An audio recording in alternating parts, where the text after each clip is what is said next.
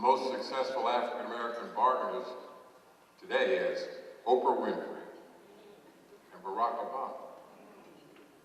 And then he goes on and he talks about the masks that are worn by the challengers. And he says, challengers never give whites the benefit of the doubt. And the challengers assume that whites are racist until they prove otherwise. Now, Barack Obama has been elected now. And in 46 days, he's going to be inaugurated as the 44th president of these United States of America. And that's quite an accomplishment. But we as a people, we still need those challenges. We need the bargainers too. We still need the challenges. And Steele talks about, he mentioned that two of the most successful bargainers, African-American bargainers, Oprah Winfrey and Barack Obama. And then he goes on to say, the challengers, said some of the most successful African-American challengers in our history have been Frederick Douglass, Jesse Jackson, and our keynote speaker this evening, Reverend Al Sharpton.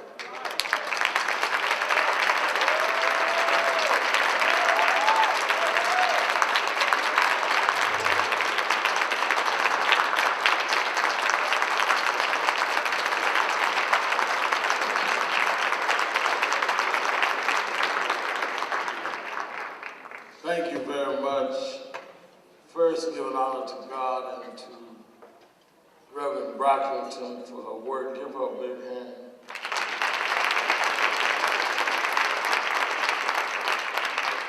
To all the ministers of the gospel, and certainly to Patrick Ellis, who has emceed and presided tonight. I'm very honored and happy to be here. Let me thank God for another day.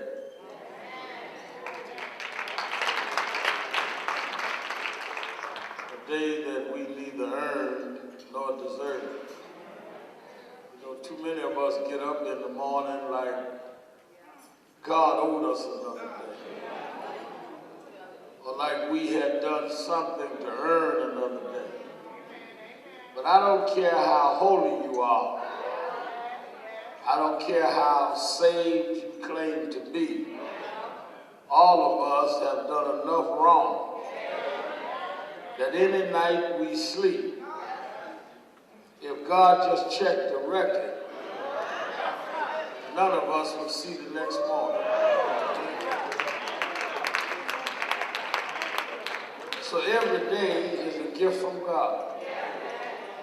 A lot of folk get up checking the weather. I rarely check the weather, Brother Ellis. Every day is a good day to me. Could be a good cold day, good hot day, good rainy day, good dry day, good clear day, good cloudy day. Don't matter to me. Every day above ground is a good day.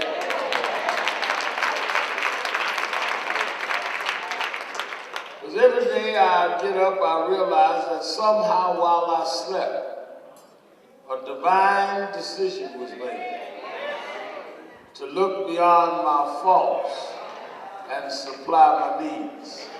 So I try to do something every day to show that I'm grateful, that he gave me something he didn't owe me, but gave it to me anyhow. And I'm glad to be here tonight for this woman that has taken a vision to turn her pain into a mission, to address that pain and remedy it for others. What she is doing based on what had happened to her son is something worthy of all of our support. It's bad to face a tragedy. It's worse to not be able to translate that tragedy into a solution. And the reason that we're here tonight to join her and salute and support her is because she refused to allow them to take her son from her. She decided that they took his body, but that she would use his spirit.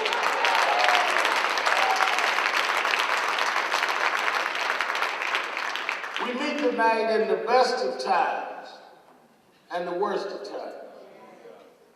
the best of times and the worst of times. The best of times has been alluded to several times tonight. We are just a few days away from inaugurating the first black man as the President of the United States.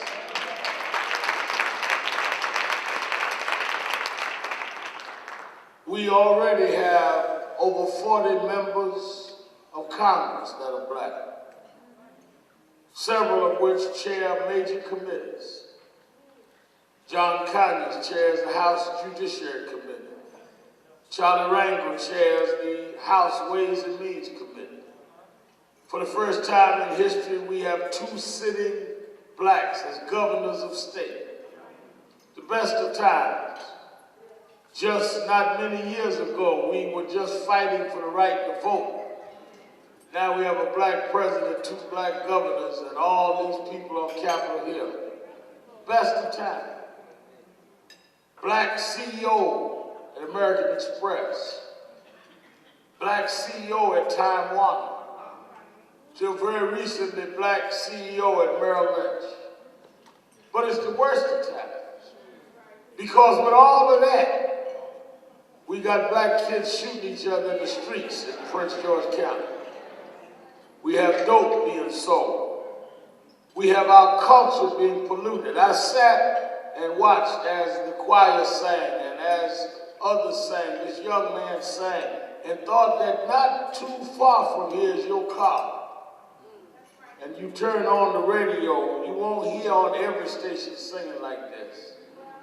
You hear some calling our women hoes and bees, and others calling us the N-word.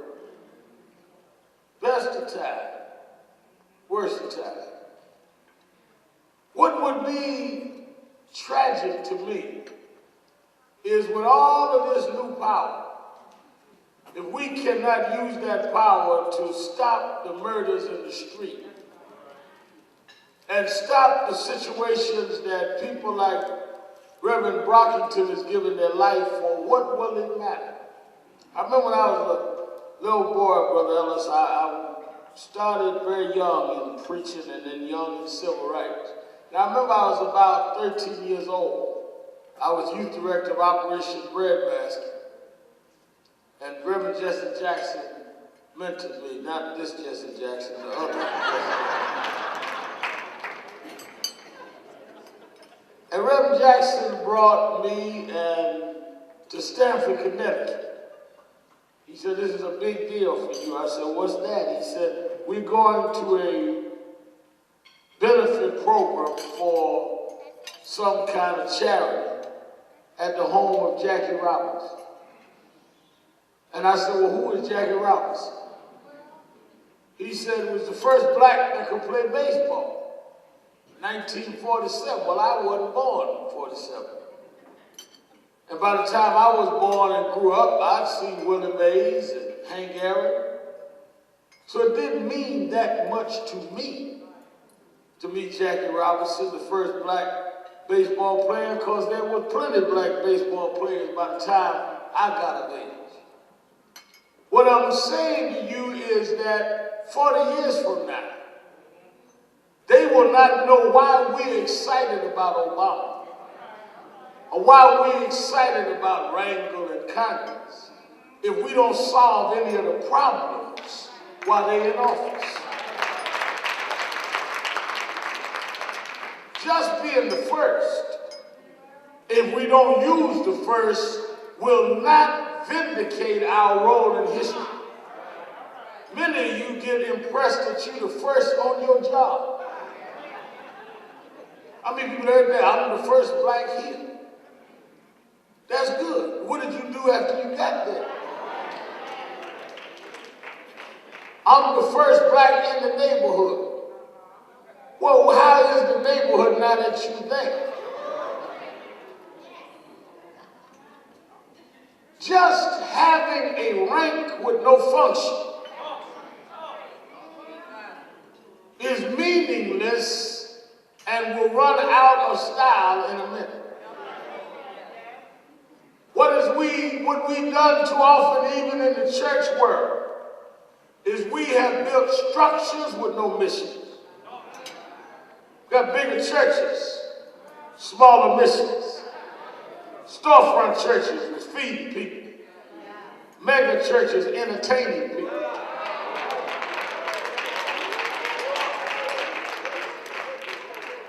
Got churches full of people with titles and no functions.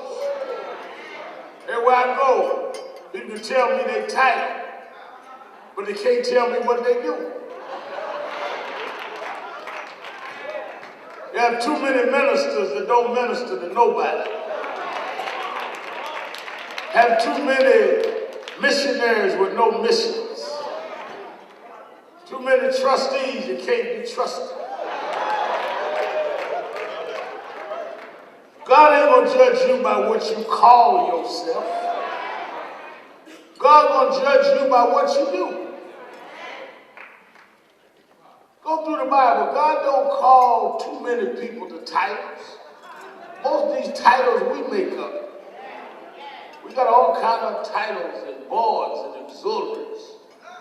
And we rank ourselves by things that have nothing to do with God.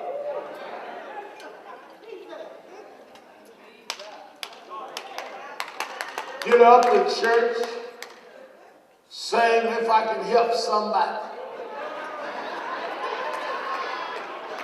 And then walk out and get your brand new car and leave half the church at the bus stop in the rain.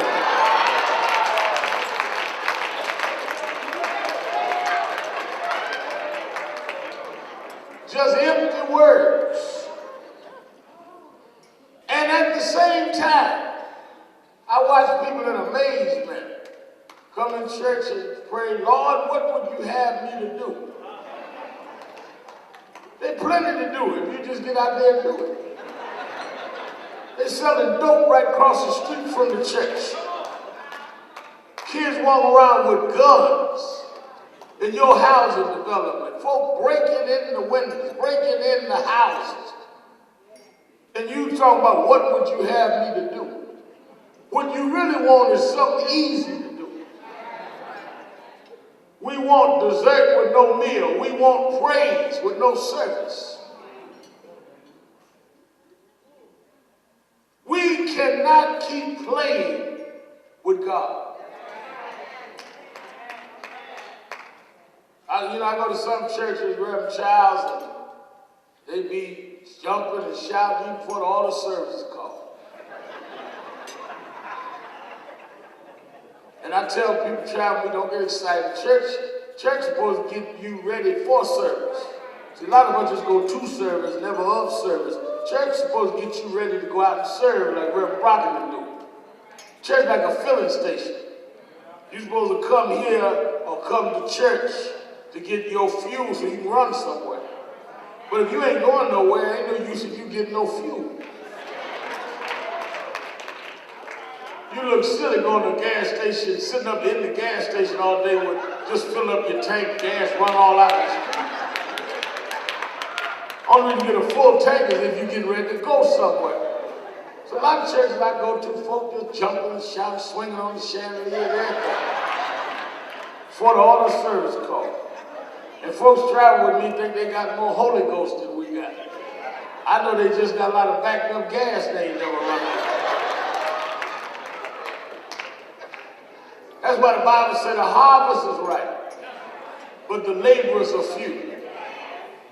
And the sad part about this is, as Brother Ellis talked about the bargainers and the challenges, the violence and the children that are troubled and that need help in our community, we can't blame on other folk. We got to deal with that contradiction ourselves. Nobody fights oppression more than I do. Nobody fights wrong more than I do. But you can't blame other folk for babies you made walked away and wouldn't take care of. You can't blame other folk for your 4-year-old grandson cussing like a sailor and you act like you don't know where he got that from. You can't blame other folk for your teenage children having guns in the house and you don't even know they got a gun. Well, Well, Reverend, you don't understand. We can't handle these kids today. How do we handle these kids today? Handle them the way you was handled.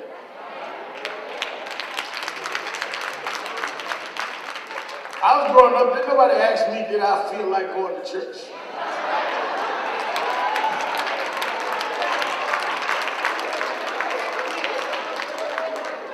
Sunday morning, everybody got ready for church at my house. The dog and the cat got a bath on Sunday morning at my mother's house. Because we had standards before we had money. We had values before we had education.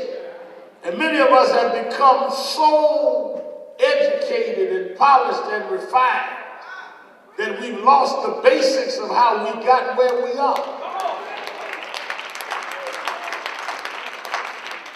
How did we make this journey? How did we get from the outhouse to the White House? We got there because we had standards and values and belief in them. That is why the Bible talks about the world getting weak and wiser. Isn't it amazing that we have more to work with now and get less done with it? You realize Martin Luther King changed this country and never had a cell phone?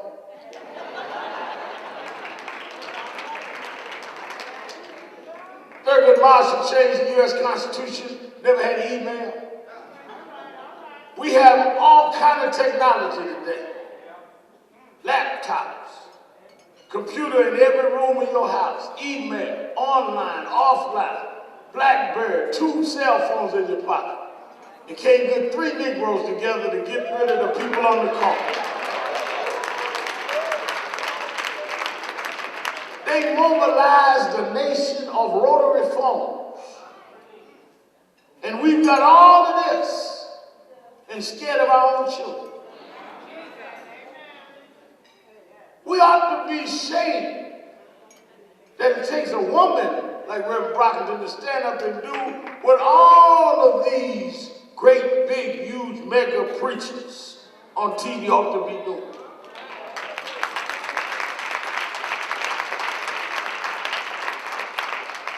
But we have now measured our ministries by things that don't matter.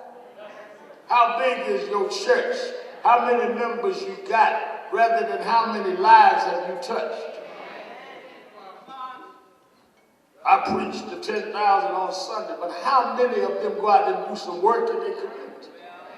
How many of them touch others? And that is why it is the best of time and the worst of time. Many of you know, last couple of years, I've been trying to deal with a lot of the gangster rappers, telling them this whole lewd, rude, ugly language and lyrics is no good. And they tell me, well, you don't understand, right, man, we got the right to say what we want. Well, no, you don't. You don't say it about other people. You're not allowed to go to record companies and make records against certain people. You're only allowed to do it against us. If you go to a record company and say you want to make a record against police, that's hate speech, and they're right. You want to do it against Jews, that's hate speech, and they're right. You want to do it against homosexuals, hate speech, and they're right.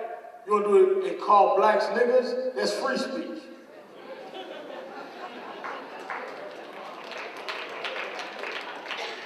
So the only one you're free to talk about is yourself.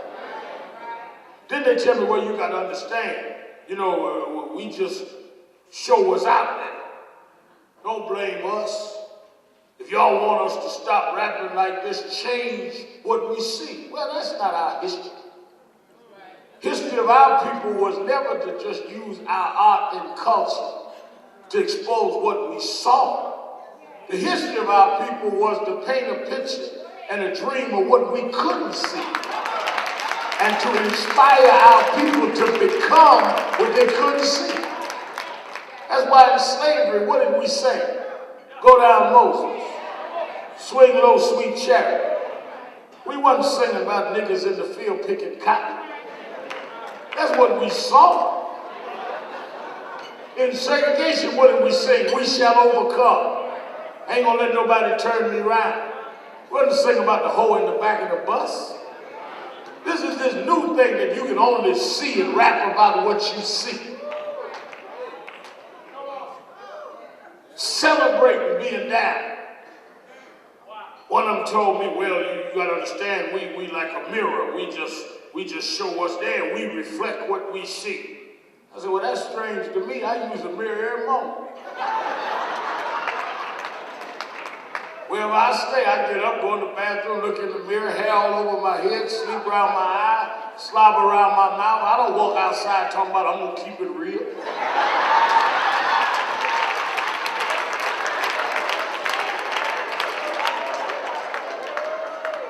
Mirrors are not just to reflect what you see. Mirrors are to correct what you see.